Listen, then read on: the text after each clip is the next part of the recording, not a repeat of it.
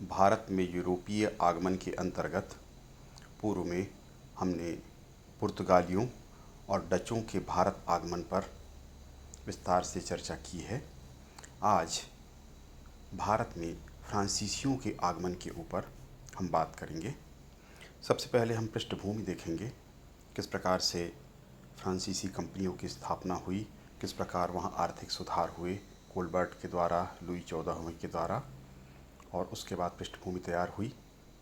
भारत में फ्रांसीसी बस्तियाँ कहाँ कहाँ स्थापित हुईं, किस प्रकार स्थापित हुईं, डचों के साथ उनका संघर्ष किस प्रकार हुआ, फिर अन्य प्रमुख क्षेत्रों पर उन्होंने किस प्रकार से अधिकार किया, अंग्रेज़ों से उनका संघर्ष किस प्रकार हुआ और उन्हें पराजय का मुख देखना पड़ा, और अंत में फ्रांसीसी कंपनी की असफलता के कौन कौन से प्रमुख कारण थे, इस पर हम विचार करेंगे, चर्चा करेंगे। आइए शुरुआत करते हैं फ्रांसीसियों का भारत आगमन। पृष्ठभूमि देख लेते हैं। यूरोपीय जातियों में सबसे अंत में आने वाली जाति फ्रांसीसी थी। इनका आगमन जब भारत में हुआ, उसके पूर्व पुर्तगाली, डच शक्तियाँ, दोनों शक्तियाँ भारत में लगभग समाप्त हो चुकी थीं। मात्र अंग्रेज ही शेष बचे थे। इस कारण फ्रांसीसियों का संघर्ष अंग्रेज़ों से हुआ। व्यापारिक वाणिज्यवाद का सबसे ज़्यादा प्रभाव फ्रांस में हुआ था।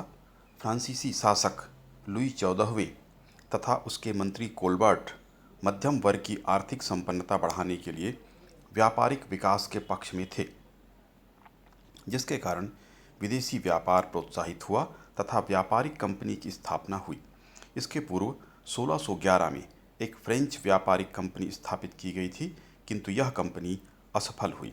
1642 में एक अन्य फ्रांसीसी कंपनी पूर्वी देशों के व्यापार के लिए निर्मित की गई, परंतु वह भी असफल रही। इन परिस्थितियों में आगे हम देखेंगे भारत में व्यापारिक केंद्र किस तरह से स्थापित हुए, किस तरह से व्यापारिक कंपनी यहाँ तक पहुँची।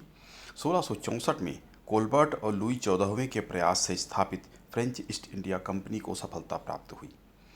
इसे पूर्वी देशों से व्यापार करने, फ्रेंच उपनिवेश स्थापित करने, ईसाई धर्म का प्रचार करने एवं देशों के स्थानीय शासकों के साथ संधि और समझौते करने के अधिकार प्रदान किए गए। 16वीं सदी के उत्तरार्ध में इस फ्रेंच ईस्ट इंडिया कंपनी ने भारत के विभिन्न स्थलों पर और बंदरगाहों पर अपने व्यापारिक केंद्र एवं कोठियाँ स्थापित की। मुख्य रूप से सूरत में 1668 में, मछलीपट्टनम में 1669 में, पांडिचेरी में, चंद्रनगर, माही और करिकाल इनके प्रमुख केंद्र थे। पांडिचेरी को फ्रांसीसी बस्तियों की राजधानी के रूप में दर्जा दिया गया। डचों के साथ इनका संघर्ष हुआ।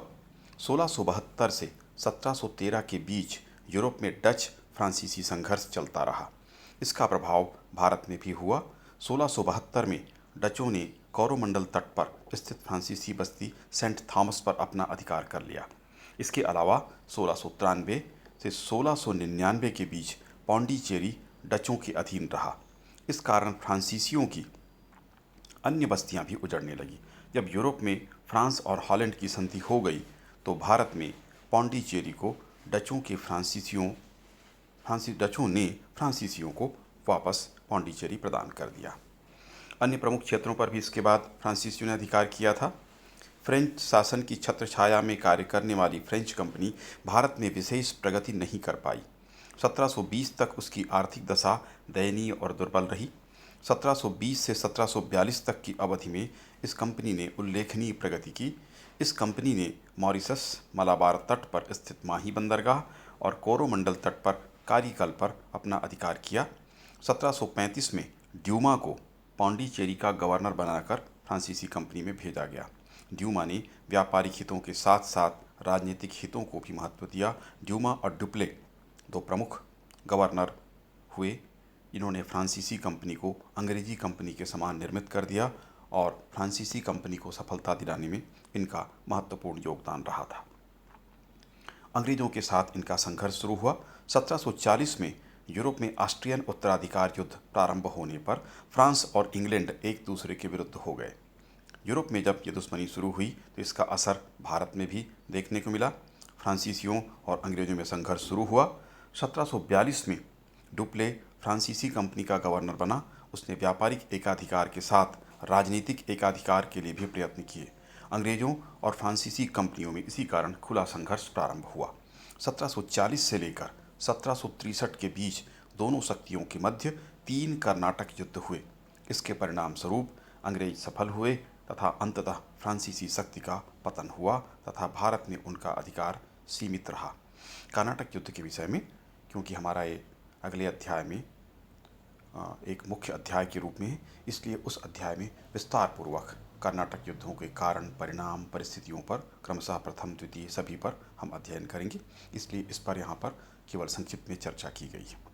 अब हम देखेंगे कि फ्रांसीसियों की असफलता के क्या कारण थे, कौन से कारण थे जिनके कारण फ्रांसीसी कंपनी को अधिक सफलता भारतीय क्षेत्र में प्राप्त नहीं हुई। पहला कारण था योग्य नेतृत्व का अभाव। फ्रांसीसी कंपनी को योग्य नेतृत्व कम प्राप्त हुआ। ड्यूमा और डुप्ले जैसे नेतृत्वकर्ता फ्रांसीसी कंपनी को आगे प्राप्त नहीं हो सके, जिसके कारण फ्रांसीसी कंपनी का समुचित संचालन संभव नहीं हो पाया। दूसरा कारण था कंपनी की प्रकृति। फ्रांसीसी कंपनी सरकारी कंपनी थी, सरकारी नीतियों के अनुसार उसका संचालन होता था। इस कंपनी में अफसरशाही अधिक थी, जिसके कारण कोई भी निर्णय यथाशीघ्र नहीं दिया जा सकता था, जिसके कारण यह कंपनी असफल हुई थी। गृह सरकार से सहायता में कमी। फ्रांसीसी सरकार से यथोचित एवं समय अनुकूल सहयोग प्राप्त नहीं हो पाता था, देरी होती थी। इसके कारण फ्रांसीसी कंपनी भारत में अधिक सफल नहीं हो पाई। कई बार फ्रेंच सहायता जब तक पहुंची तब तक इनकी पराजय युद्ध में हो चुकी थी या वो परिस्थितियाँ निपट जाती थीं, उसके बाद सहायता मिल पाती थी। इसके ठीक विपरीत अंग्रेज कंपनी को अंग्रेजी सरकार की यथोचित सहायता, समयानुकूल सहायता प्राप्त होती रही। इस कारण वे सफल रहे और फ्रेंच असफल रहे।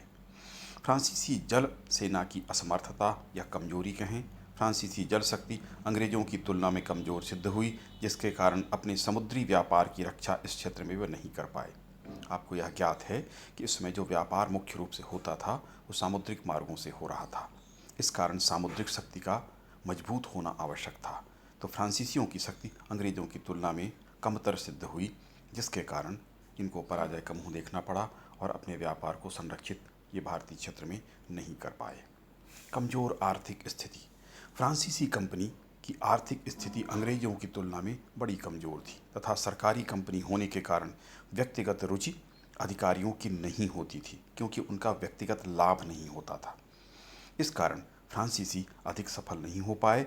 अधिकारी कर्मचारी जो थे उन्होंने कंपनी की सफलता में ज़्यादा योगदान नहीं दिया। कमजोर आर्थिक स्थिति थी, इसके कारण सफलता नहीं मिली। आर्थिक स्थिति रीढ़ के समान होती है, कंपनी के संचालन के लिए उसकी कमी थी। स्थानीय सहयोग का अभाव था। फ्रांसीसी कंपनी के द्वारा स्थानीय जनता के सहयोग प्राप्त करने में विशेष रुचि प्रदर्शित नहीं की गई, विशेष प्रयास नहीं इनके द्वारा किया गया, जिसके कारण आम जनता का सहयोग इस कंपनी को प्राप्त नहीं हुआ तथा फ्रांसीसी कंपनी इस कारण से असफल हुई। प्रबल शत्रु। इनके शत्रु प्रबल थे, विशेषकर अंग्रेजों की शक्ति फ्रांसीसियों की तुलना में कहीं अधिक थी।